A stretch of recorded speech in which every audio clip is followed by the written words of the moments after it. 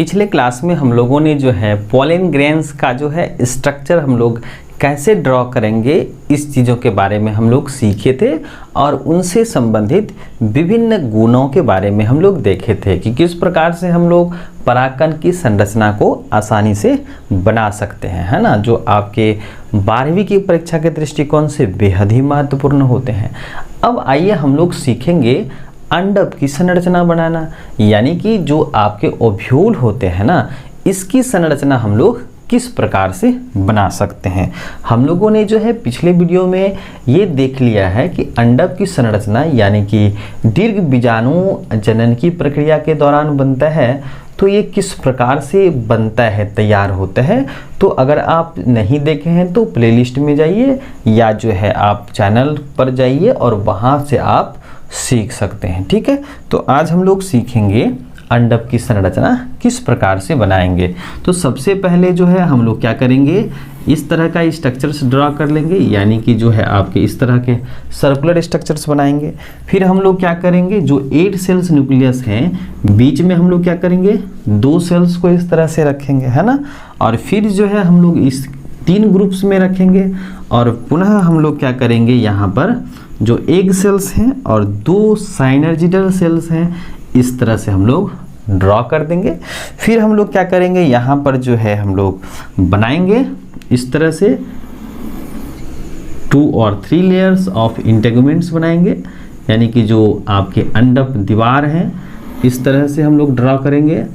और यहाँ पर जो है आपके स्टॉक लाइक स्ट्रक्चर्स इस तरह से, ठीक है।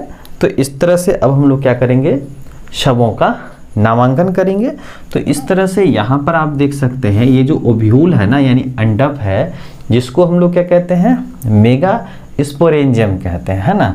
तो ये स्ट्रक्चर्स क्या कहलाता है, फनिकिल कहलाते हैं। क्या कहलाती है, फनिकिल कहलाता है। फनिकिल जो आपके क्या हैं, आपके अंडक के डंठल हैं, है ना। यानी कि ये आपका क्या हो गया, अंडक की संरचना हो गया। क्या हुआ, अंडक की संरचना। तो ये कंप्लीट अगर आपको परीक्षा में आता है तो आप ये आसानी से ड्रॉ कर सकते हैं। तो ये क्या है, आपका फनिकिल है। क्या है, फनिकिल। और ऑब्जेक्टिव में भी पूछा जाता है ना, कि अंडक जो है एक डंठल नुमा संरचना पर पाया जाता है, उसे हम लोग क्या कहते हैं, तो ध्यान में रखिएगा, फनिकिल कहते हैं, ठीक है। अब देखिए फनिकिल और जो है ओव्यूल बॉडी है एक पॉइंट्स पर जुड़ा रहता है, जिसको हम लोग क्या कहते हैं, हीलम। क्या कहते हैं, हीलम कहते हैं, हीलम कहते हैं। तो इसको हम लोग लिखेंगे HILUM, हीलम कहते हैं। अब देखिए इसके कंडक्शन के लिए ना, कि ओव्यूल बॉडी और जो आपके फनिकुलस हैं यानी फनिकिल हैं, इसके कंडक्शन के लिए ना एक इस तरह का सिस्टम रहता है, उसको हम लोग क्या कहते हैं, रेफी कहते हैं। क्या कहते हैं, रेफी, ठीक है। तो याद रखिएगा, इसको हम लोग क्या नाम दिए, रेफी का नाम दिए। अब आगे आइए कि जो ओव्यूल बॉडी है ना, यह 2 या 3 परतों से क्या रहता है, ये आपका कवर रहता है। तो बाहर वाला जो परत होता है ना, उसको हम लोग क्या कहते हैं, टेस्टा।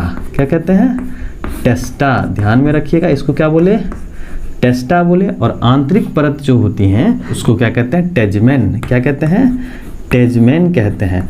तो यहाँ पर क्या करेंगे, इसका नाम रखेंगे टेजमेन। तो ये दोनों जो है आपके टेस्टा और टेजमेन, ये क्या कहलाते हैं, आपके इंटेगुमेंट्स कहलाते हैं। क्या कहलाते हैं, ये दोनों क्या हो गए, इंटेगुमेंट, इंटेगुमेंट हो गए, यानी अंडक दीवार हो गया, ठीक है। तो ये ऑब्जेक्टिव में पूछा जाता है, इंटेगुमेंट्स यानी ओव्यूल का जो बाहरी दीवार होता है ना, जो बाहरी दीवार होता है वह क्या कहलाता है, टेस्टा कहलाता है।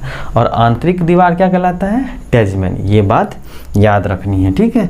अब आइए यहाँ पर ये जो ऊपरी परत होता है, यानी जो ये आपके क्या है, माइक्रोपाइल है। क्या है, माइक्रोपाइल है, ठीक है।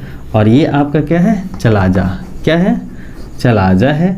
तो यहाँ पर ना चलाजल इंड के तरफ जो है क्या होता है, आपके एंटीपोडल कोशिका पाई जाती है। क्या पाई जाती है, एंटीपोडल।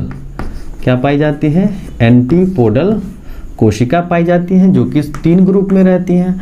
और यहाँ पर देखिए आपका पोलर है। क्या है, पोलर कोशिका पाई जाती है, या इसको हम लोग क्या कहते हैं, सीसीएन कहते हैं।